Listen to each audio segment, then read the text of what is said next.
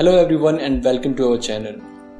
Do you know that we can use CNG in petrol cars but it's difficult to use in diesel cars until unless you have done some modifications.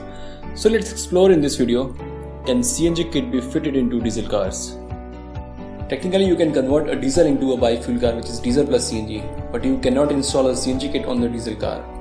The conversion requires huge modifications to the cylinder head, that is provisions for spark plugs have to be made in addition to existing diesel injectors and glow plugs.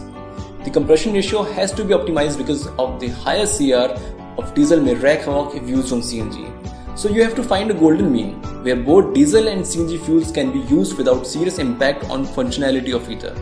Finally, the valve seats and the valves themselves need to be modified because the material used for diesel may not be suitable for CNG and vice versa. Excessive wear and deposition on valve seats and valves will drastically reduce engine life. The engine oil too has to be changed because the lubrication properties of diesel engines and CNG or gasoline engines are different. Here too you will need to find out an oil grade suitable for both fuels. If all these are to be made possible, you cannot do it at a normal roadside garage. You have to consult and get it built from someone who really knows his stuff, that is someone with an auto original equipment manufacturer. The dual fuel engine utilizes a lean burn combustion process when operating on a gas. The gas is mixed with air before the intake is about during the air intake period. After the compression phase, the gas-air mixture is ignited by a small amount of liquid pilot fuel. This pilot fuel is pressurized and fed into the cylinders by a small common rail system. Combustion is passed and after the working phase, the exhaust gas valves open and cylinder is empty. The inlet valves open when the exhaust gas valves closed and the process starts again. Diesel to natural gas conversion requires careful engineering on the base engine modifications as well as a control system. The investment required means that these projects only make sense for larger volume fleets.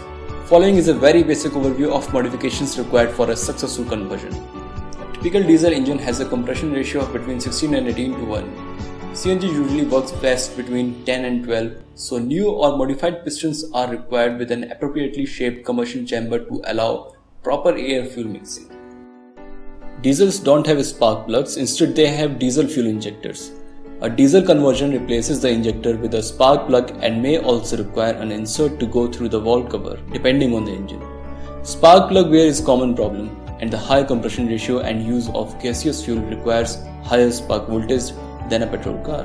Natural gas is a dry fuel, so valve seats in a converted engine needs to be hardened to prevent abnormal wear.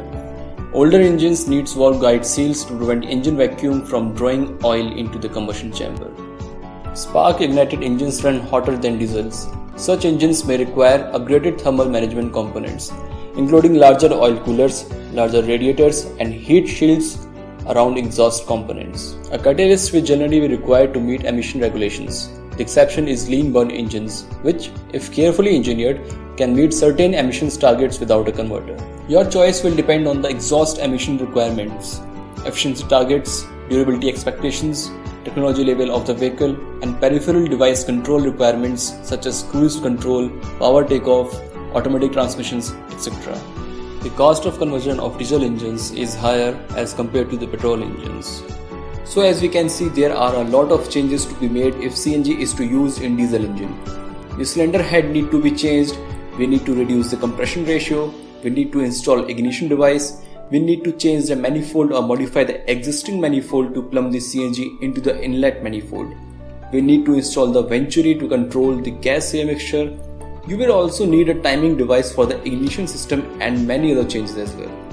Then of course, we need to change the piston cylinder, etc., and all these changes will involve a complete engine change. Hence, to convert a petrol engine to CNG is much easier. Hit like and subscribe for more great videos. Stay tuned. See you guys.